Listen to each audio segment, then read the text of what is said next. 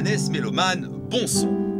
Nous allons accueillir une personne, loin d'être médisante, mais médite avec la musique. Il use les touches de son piano, comme il peut user également les pneus de sa voiture de rallye. Voici le soupçon de Mehdi Gerville.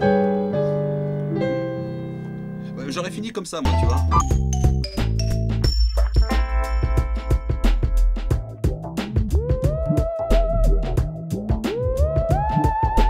J'ai commencé à jouer du sax avec mon père et il m'a dit ouais bah vaut mieux m'accompagner parce que sinon ça fait deux sax ensemble, c'est pas terrible. Donc c'est un instrument harmonique, on peut faire des accords et avec le sax ça marche bien quoi. Donc c'est comme ça que j'ai commencé le piano. J'y connaissais rien quoi, c'était pas ma tasse de thé et voilà, j'ai eu vraiment au bout de 2 mois, j'avais 14 ans à ce moment-là et au bout de 2 mois ben il dormait sur le piano, ouais.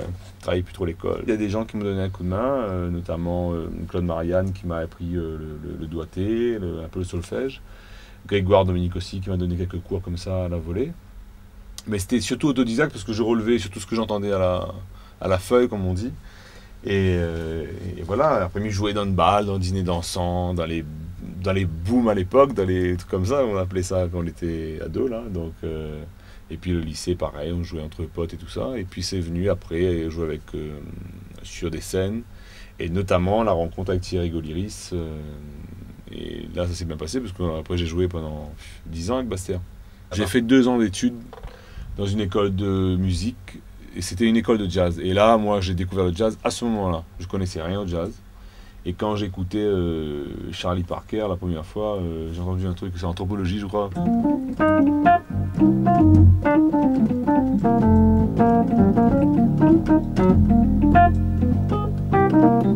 J'ai fait, waouh, c'est quoi ces trucs-là? J'ai envie de bosser ça, et donc voilà. Je passais 8 heures par jour à jouer du piano, tous les jours.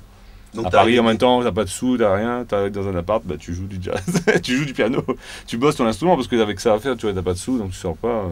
Des fois, tu manges un morceau de pain. On n'est pas de l'argent, donc voilà, c'est ça. C'était plutôt bebop au début.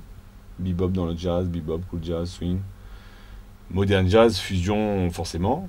Parce que voilà, bah, c'est ma tendance. En fait, c'est vrai, c'est un des premiers pianistes que j'ai écouté, malgré moi, c'était Chick Corea en fait, un pianiste de jazz.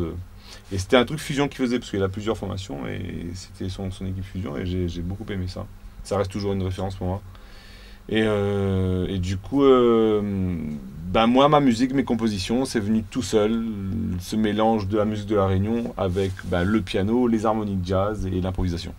Le côté jazz, ce mélange que je fais depuis toujours, en fait, au final, c'est venu tout simplement... genre, il y a toujours la rythmique maloyadea.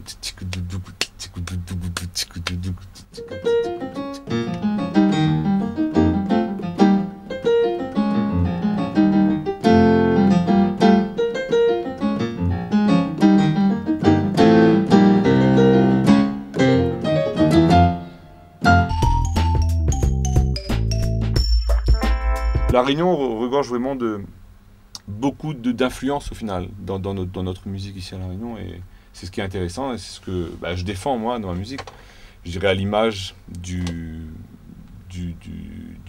peuple quoi, métissé à La Réunion quoi.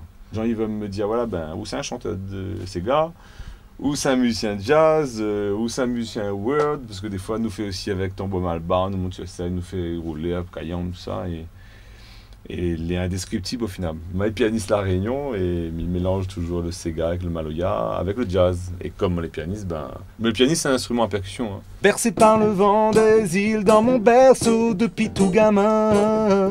Yes, j'ai grandi loin des villes où il y a assez pour chacun. Et maintenant je sais que c'est quand même là le plus beau des voyages. Je viens ici, je veux retrouver mon abri.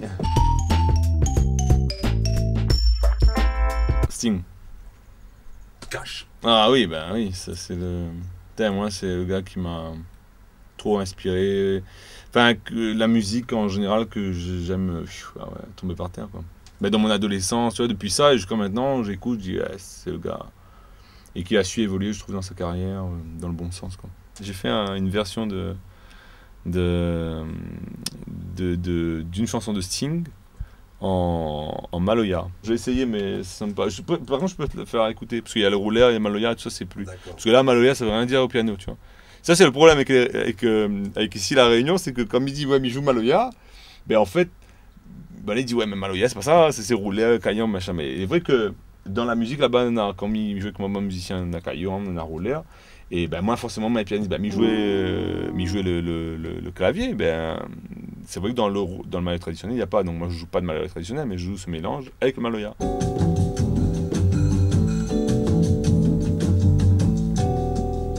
If the night is cold and the stars look down and you hug yourself and the cold ground, you wake the morning in the strangest cold. No one would you see. You ask yourself, would you wait for me? Mon amour pour la Réunion aussi, quelque part. Je parle aussi voilà, de la langue créole, de la culture, de ces choses-là, quoi. C'est surtout ça, les choses que j'aime bien, qui me touchent, quoi, les choses qui me parlent. C'est une chanson que j'ai écrite pour ma fille. Et ça, c'est un morceau voilà, qui depuis 9 ans maintenant, parce qu'elle a plus de 9 ans, elle va bientôt avoir 10 ans, depuis 9 ans maintenant, c'est une chanson qui me suit, qui va me suivre toute ma vie. Un petit fille, moi l'a toujours rêvé, voilà qu'où arrive, bien avant tout le monde te connaît, garçon ou fille, Camila Mareva ou toute pour moi, mon petit baba. Moi, la pipo en son ou Camila, mon l'amour doux.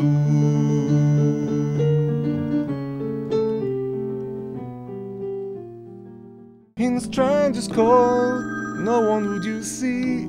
Le téléphone qui sonne. C'est Sting qui téléphone. Ah ouais, c'est lui. Allô.